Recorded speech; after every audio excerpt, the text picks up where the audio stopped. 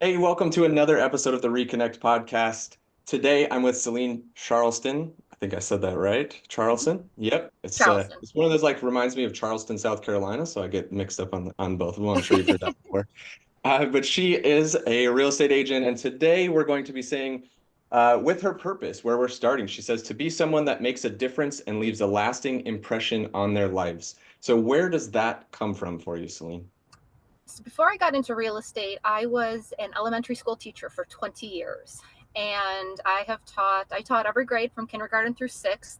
And 20 years later, and out of the classroom, some of my dearest friends are my former students and their families. Um, I have been invited to events, graduation parties, I've attended funerals. My students have become my family. And I can't tell you how many times I would hear that, thank you for all you did. You have no idea. And that means something. And being out of the classroom, and the world is much different now than it was when I got into teaching. And there's a lot of negativity out there. And I just want to be that reason that somebody smiles. I want to be that person who they know that they can depend on. So it's just that background of not only education, but also my health background as well. So I've kind of taken all of that and brought it to real estate where I feel that I can make a difference, but just in a different way now. Yeah, that's quite a big difference. Although when we look at the core competencies, it's probably not that much difference. Herding cats, training children, it's kind of the same thing, right? So that's awesome that you're able to bring a lot of that over. Now, how do you, obviously that second part there is leaving a lasting impression. What do you do on a day-to-day basis that you operate from that allows that to happen in your interactions? I I was raised old school, and I those manners of just following through and going that extra mile for somebody, sending handwritten thank you notes, reaching out, just hey, I'm thinking about you. You know what's going on, more than just real estate, more than just trying to get somebody's business. My clients have become friends as well, and building that relationship. I'm not a salesperson at heart. I don't like that awkward, let me try to sell you something. It's truly for me genuinely about relationships. And again, going that extra mile where hopefully somebody remembers, wow, she really does care about me. She remembers what I told her. That's my goal. Yeah, that's a fantastic goal to approach it with. I know a lot of people right now, and this is why Reconnect exists, is because there's a gap in the industry, and a lot of people are chasing the money and the transactions. And if we look at the statistics, I mean, less than half of real estate agents last year did 0 or 1 transactions. And it's because they're consistently chasing a transaction that's running from them, right? The people are running towards connection and running away from those agents that are purely in it for the dollar or for the transaction. Operating from where you're operating from is the only way to continue and be, future profitable. It might not be that instant gratification that we all want, right? And I'm sure Right. you've recognized that, you're not going to jump over that hurdle of I'm going to sell you something, like you said. And that's a huge thing, right? We're not salespeople. We should just be guiding people to what they want. At the end of the day, to me, it is more important to build that relationship, and hopefully that friendship, than it is to have a sale. When I was originally from New York State, and I relocated down here a few years ago with my middle school daughters, as a single parent, and I could not have done it without the village that supported me along the way. People that I met, people that were willing to, hey, I'm stuck at an appointment. Can you grab my daughter and take them home? And that's my most enjoyable client to work with, is somebody relocating to the area, offering that concierge of, let me help you, let me get you somebody who can help you with that, and let me give you, my personal experience, good, bad, or ugly. This is what I experienced. And so that brings me more happiness than just about anything right now, helping Yeah, somebody do that's what I did on my own. Yeah, I say it. I've said it now in 2 or 3 straight episodes, and it's such a consistent thing is that the people that are operating from the purpose are helping the people that were or that are where they were get to where they are, and it's ringing true in all of these conversations I'm having. Uh, and even as in another podcast I just got off of, Bob Burg, the author of The Go-Giver, he's literally stated basically that same thing. Like I was just telling people what I did to get to where I was, and that's how he created his entire philosophy. I think it's a great philosophy to operate under. So, Absolutely. question for you: when you're Mhm. doing what you do, What do you love to do most, or what profoundly inspires you and kind of sends shivers up your spine? Educating people. Especially again, going back to the relocation, a lot of people, Florida, they've never seen an HOA community, for example, or a CDD.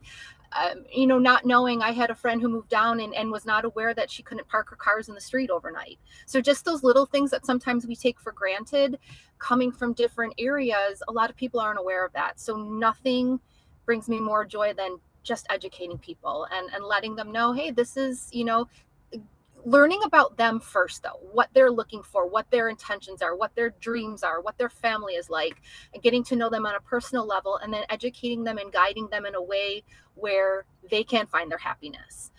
Whether or not I get the sale at the end of the day or the listing at the end of the day, just keeping those connections is why I do what I do. Yeah, that's the idea of real estate in as a whole was a connection game, right? And now, and like we talked about, it's getting away from that. It's getting to that like, how do I buy a lead on Realtor or Zillow or whatever, all of those websites and pull it in and cash a check? If it was that easy, why would big companies not be doing exactly that, right? Like they're not spending money and expecting the exact same return every time. It's not the way it works. It's the building of those relationships. I love that. That's a quick hitter for you right there. I think that's awesome. So, how do people change or transform when they're working with you or after they're done working with you? From the start, again, building those relationships, they know that I will answer their phone call or I will text them back. They know that that communication is there. They know right from the get-go that I am somebody who they can depend on. All too often in this industry, people aren't returning phone calls. People aren't giving that constructive feedback. So right away, I have that relationship and that rapport with my clients. And watching them transform, maybe thinking one, they come in one way, this is what I want, this is where I want to be, and then throughout that education process and you know visiting communities or having Zoom meetings on the phone, they've now morphed their plan from this is what I thought I wanted, but now I know that this is going to be better for my family. A lot of families with schools are a big concern. I know when I moved down, that was a huge concern for me. So there's so much that goes into it. So making sure that you touch upon and really know the why of this is about what my why is, but knowing the why of the people who you're working with, what motivates them on a daily basis. And I think that's the key to success. Yeah, that's super huge to be able to operate out of that perspective of being able to understand what that person is needing, and then you help them find it, right? Like so many times I see the advertisements, and I call them advertisements now because a lot of the marketing is advertising now, instead of just allowing yourself to be who you are, right, on social. And a lot of them are just saying, I'll do it for you, or I'll get you what you need. And it's not like, as professionals in the industry, we have to recognize we're not Batman. We're Robin. We help you, who are the superhero as the client, we help you become the superhero for your family or for your situation, and you get to do that. Operating from that, I mean, that's great that you pull that out and be able to understand that you do operate that way, because there's a lot of people that don't understand that idea. And knowing, just being on such a social media world right now, that we've lost that personal connection, that personal touch. It's very easy to sit behind a keyboard or sit behind a phone and text. Getting on the phone, sending a video message, doing a Zoom call, just adding that personal touch, that handwritten thank you note, it goes so far. We need to get back to that personal connection because we're headed in the wrong direction, and that's important to me. It's I want to get back to the way it was when I was younger, and really getting to know the people on a personal level has made all the difference in the world. Yeah, that personal piece is the key. So how do you, when you're out trying to help find clients or help clients be attracted to what you're putting out, what are you doing on a daily basis or a weekly basis to get your message out? How are you communicating that message to them?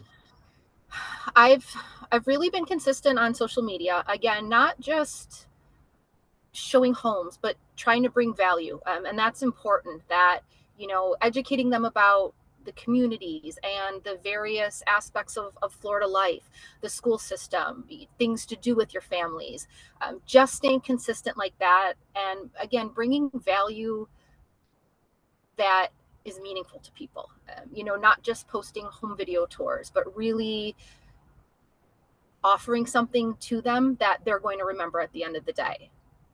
Yeah, I was just scrolling through a page about an hour ago, and I'm looking at it, and it's literally just listings and like they're trying to create Zillow on their Facebook page.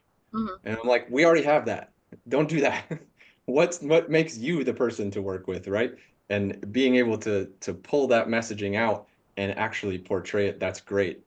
How do you transition to, so, a lot of people are becoming, they want to be the forever realtor, right? Or the forever lender. And it turns into, when you call me for a transaction, I will tell you that I'm going to be for your forever lender or realtor, and then I won't talk to you until you need a refinance or you need to sell your home.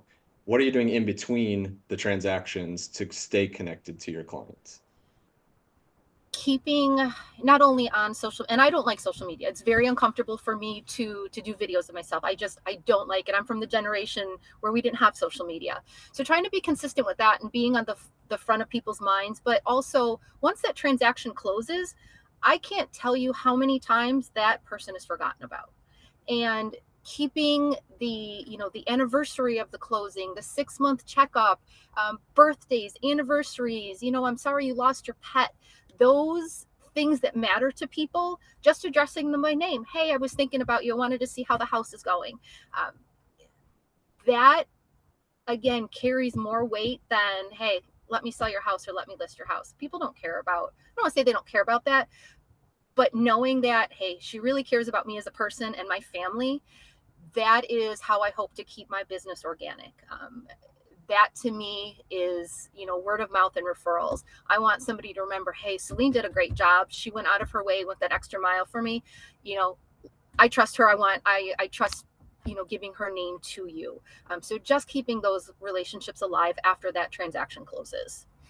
So, yeah, a lot of people forget about that piece, right? Like I said, it's just that middle piece. That's the connection piece.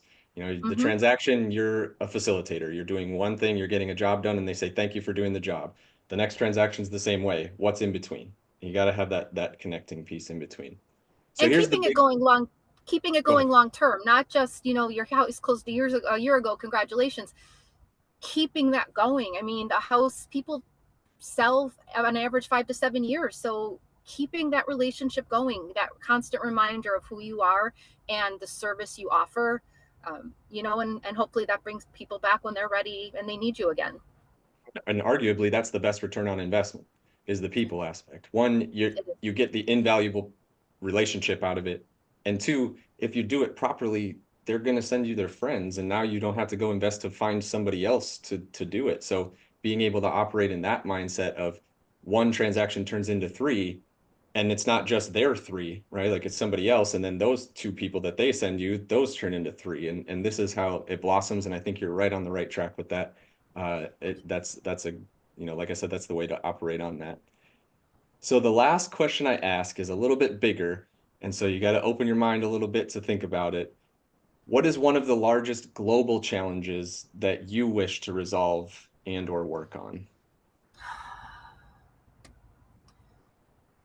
I think off the top of my head, just knowing what I experience looking at the world now as a parent, bringing the humanity back, bringing that connection back. Again, it's so easy, and I see so much hate and negativity on social media, almost to the point where I don't want to be on it. And I have to for work. But when I see some of the things that go on, it's heartbreaking in a way. Like, it really, I'm the type of person where I carry that burden with me, and just being the reason that somebody smiles, whether it's going out of my way and saying hi or smiling, it starts, can't change it by myself, and it's not going to change overnight, but those things, that smile, that hi, how are you, holding the door, just those little gestures that I know I was raised with, hopefully bringing that back. And I can start at home with my own children. They have a lot of exposure to different things that is beyond my control, but I know I can control the way I live my life and the example I set. So again, I'm not going to change the world, but just bringing that humanity back to those around me. And I really believe that energy that you put out is what you'll get back. So I'm just trying to bring that positive energy and put it out in the world around me. I love it. And arguably, I'm going to tell you this, you can change the world. Scientifically, you can change the world with exactly what you said. That smile right there that you're putting out there right now, that's how you Thank change the you. world. A smile is like a yawn if we simplify it. The mirror neurons in our brain, when you smile at me, my brain is smiling back at you, whether it's on my face or not. And so scientifically, you can change that because as soon as you change that in my brain, now I go smile at the next person That's and right. the next person and the next person. And that's one thing we have to remember is it's not just about the one-on-one that we're having right now. It's about all of the effect after that, right? The ripple effect. So That's right. don't belittle your impact, Celine. You are a gem in the real estate industry, and I truly appreciate you being on with us today. Thank And you. for everybody listening at home, go connect with somebody today and make sure that you're connecting from a place of happiness, inspiration, and wanting to help other people.